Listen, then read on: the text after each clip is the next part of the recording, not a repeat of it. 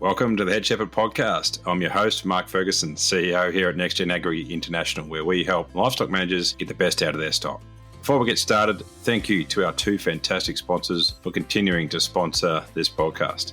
MSD Animal Health is perhaps better known as Cooper's Animal Health in Australia and for their Allflex range across the world, with a comprehensive suite of animal health and management products.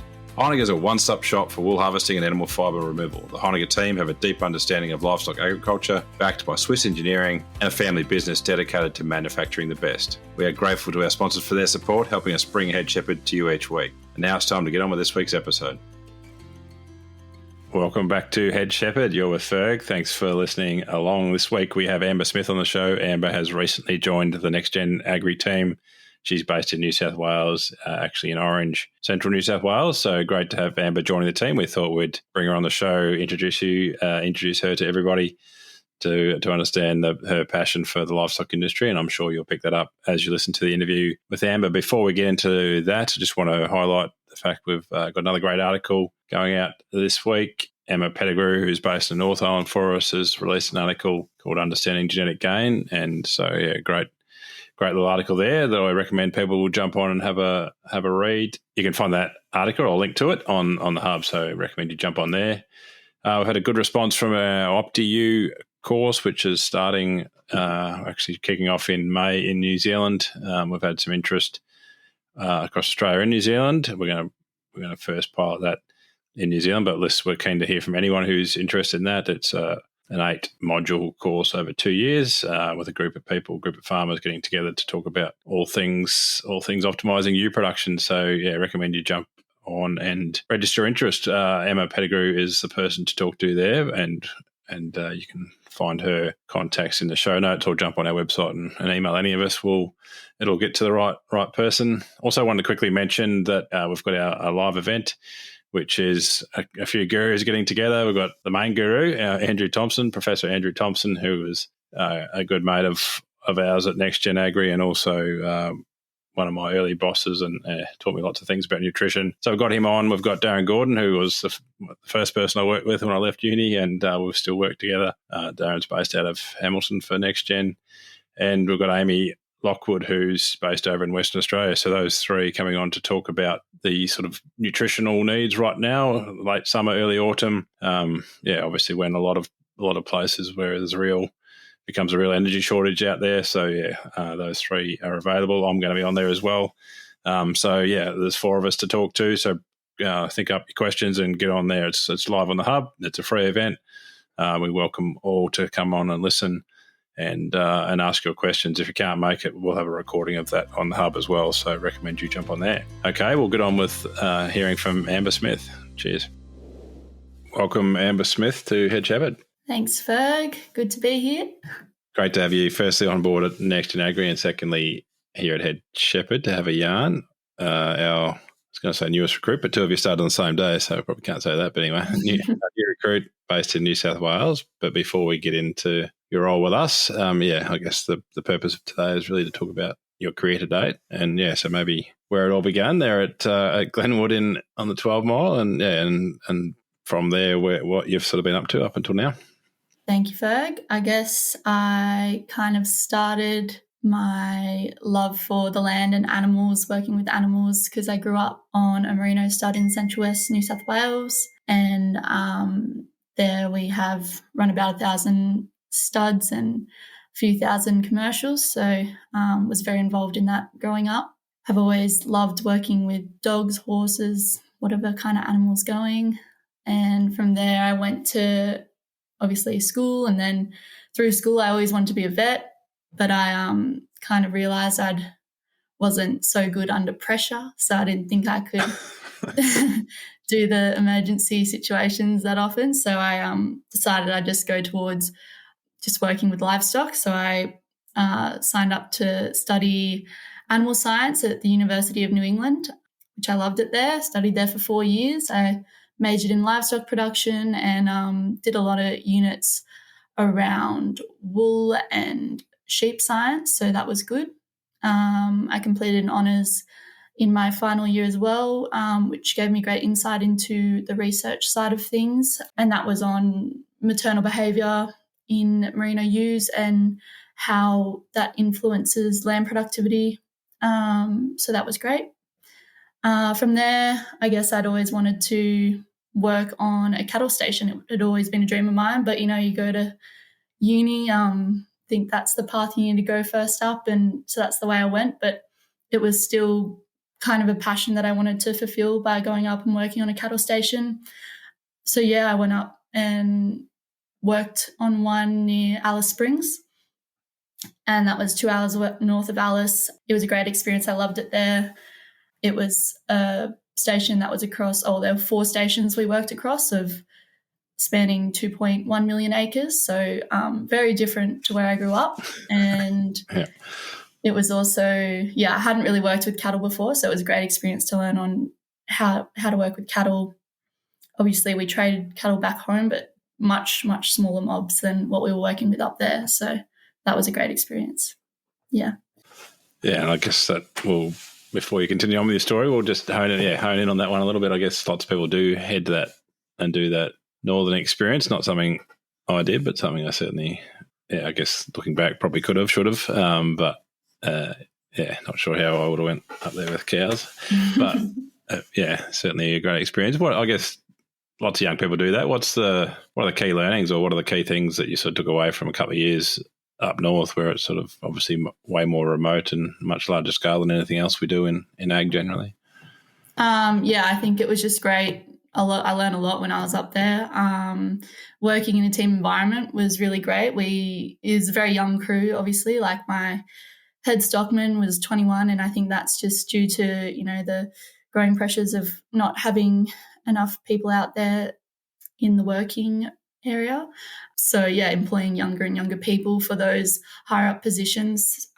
So he was 21, my head stockman, but he was an incredible leader, and he'd had a lot of experience working on cattle stations growing up. So he knew his way around horses, cattle, everything. So I learned a lot from him and from the people that I worked with. I was probably the least experienced in the team. So that was really great to just be surrounded by people who could show me the way with things, and especially like horses. That was I'd ridden horses before, but I learned a lot about riding horses, and that really grew my passion for them.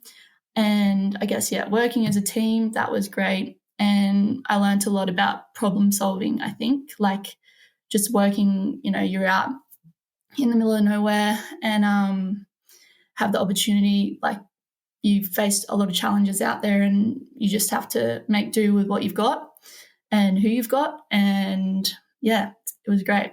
Yeah, for sure. And it's a completely different world, and there'll be a few people listening today that are out there amongst it, and it's it's always got a bit of a romantic attachment up there. I mean, I know most days are hard work, but it is that big open country and big musters and stuff. As always, anyone in ag has got some sort of passion for that aspect, I'm sure. Beyond that was coming back south and then getting stuck in and doing a bit of contracting, getting your drench gun skills up.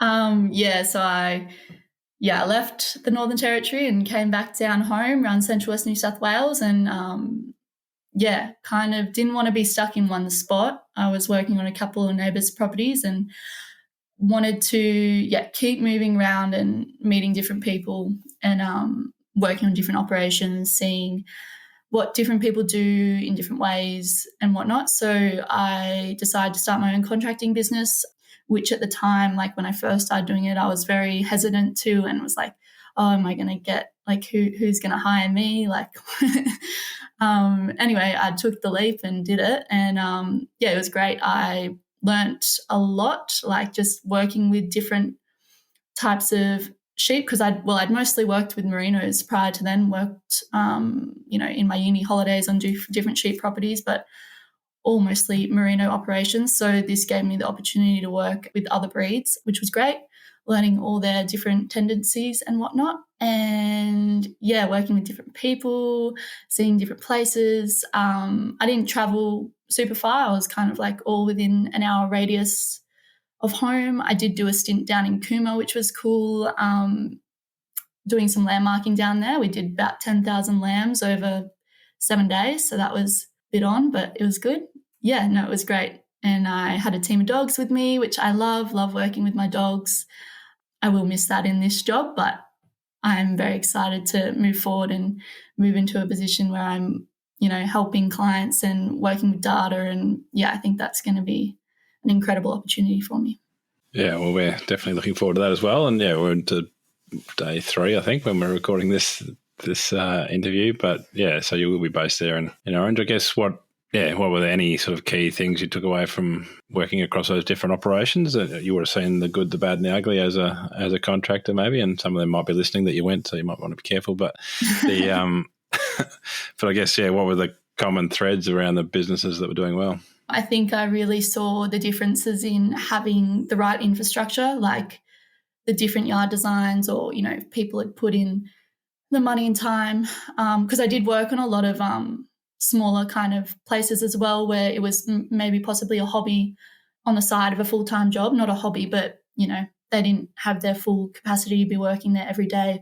So those kind of setups were probably, you could tell that the time efficiencies in those situations, it just took a lot longer to be getting the stock through, and so that would add up in costs as well. So I think that was key, seeing the differences across infrastructure used. And then obviously I was working on a few places that had amazing infrastructure, and it was just, you could really punch through a few numbers there. Yeah.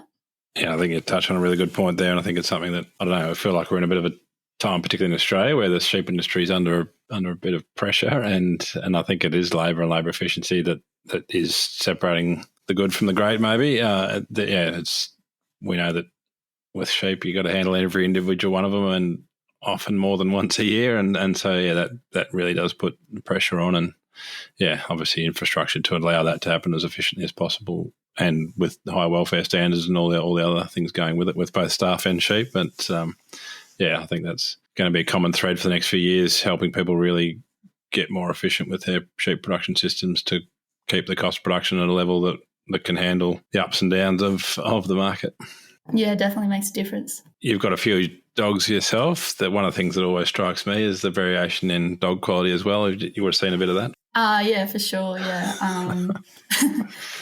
yeah. I guess it would depend on where I was, if I got my dogs out or not, like if they had their own dogs they were working, and if I brought my dogs out, just being careful of not stepping on toes or anything like that. But you did see a bit of a variety in dog education through the different places. I think that's one of the when we get you over here, one of the things, maybe, well, we don't want to start too many Trans-Tasman rivalries, but I think most people that worked on Kiwi farms get to see how quite a difference in the average quality of the working dogs on this side of the ditch, which is, I guess, partly through necessity because of the country that sheep run on here.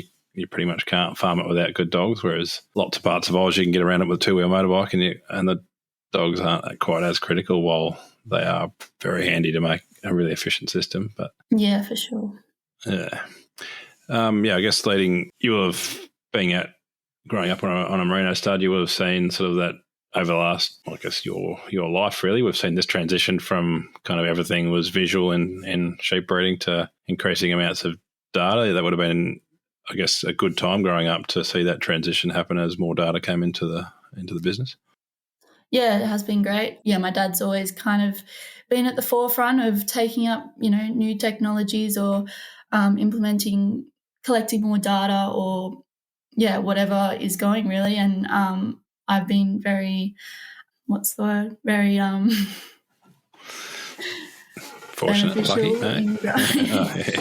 in growing up there, and being able to see all those changes over time, and knowing that you need to be moving with the times to be seeing change, and not just being stuck in your old ways.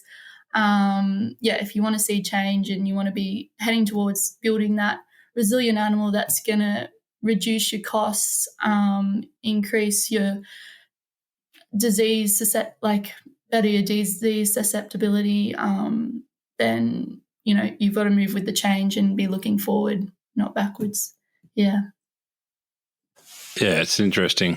I think it's an interesting time in the industry, and we're going to see lots more data deployed, particularly around those I guess disease traits, taking cost out, labour saving traits. I mean, I'm bang on it about it all the time, and I'm not going to stop anytime soon. Yeah, I do think that's going to separate the sheep industry, or the players in it, and those that have sort of embraced that. And I think we've seen a little bit of fallout at the moment with people leaving, maybe increasing their crop percentage and reducing their sheep, or getting rid of sheep altogether. And I think some of that is that people are sort of bred sort of highly geared sheep, if you like, that need a lot of effort to keep them ticking over. And I think that's created some challenges. So yeah, it's going to be an interesting little space coming forward. Yeah, it's exciting. Yeah, it's exciting times. I guess you've grown up mainly Merinos, but more recently been playing with other breeds. I think you will have seen quite a bit of transition to, I guess, away from Merinos potentially, or as always, there seems to be lots of shifts on at the moment, particularly towards non-shearing breeds. Did you have the opportunity to work with a few shedders, or for want of a better term? Yeah, I did have a few run-ins with some Aussie whites, so that was fun. Particularly at lamb marking, where they're very strong kickers. But I did work across a few operations that had moved towards non-shedders or the more non-merino type sheep. Because of the wool prices, I think they've taken that move. But as they say, the wool market's meant to be going up this year, so we'll see what happens.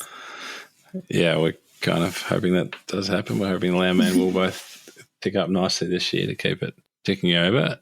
Yeah, you'll be based, I guess, predominantly in New South Wales, and we've got clients sort of pretty much right across New South Wales, and not too many way out west, I suppose. But which parts of the job are you looking forward to the most? I think I'm looking forward to learning more. I'm really excited to be involved in the data side of things more. I think that's what I've been kind of missing in just, I'm just been out doing kind of the day-to-day yard work, mustering type activities, and I'm excited to be more involved in the genetics and the, at home, I guess, improvements that you can be making in your flocks and your herds. I think that'll be great. And getting out and about and meeting new people, working with clients and helping them, improve their productivity and their overall genetics towards better productive sheep or cow. Excellent. Sounds good. Sounds exactly what we need done. It'll be interesting to re-interview you in 12 months and see whether you still think it's good to get around a bit, because there's quite a bit of trouble in this job. But you'll certainly have the opportunity to see plenty of the state. Anyway, we definitely thrilled to have you on board, and I think those out there listening in New South Wales, easy enough to get in touch with you and make contact, and we're all open for a chat anytime about sheep or cattle. So we'll definitely get your details in the show notes so people can find you and get in touch if they want to have a yarn. Amazing. Thanks, Ferg, for having me on. Thanks, Amber. Good to chat. Thanks again to Heineken, who are proud world leaders in the manufacturing and supply of professional sheep shearing and clipping equipment. Thank you to MNSD Animal Health and Norflex Livestock Intelligence. They offer an extensive livestock product portfolio focused on animal health management, all backed up by exceptional service. We thank both of these companies for their ongoing support of the Head Shepherd podcast.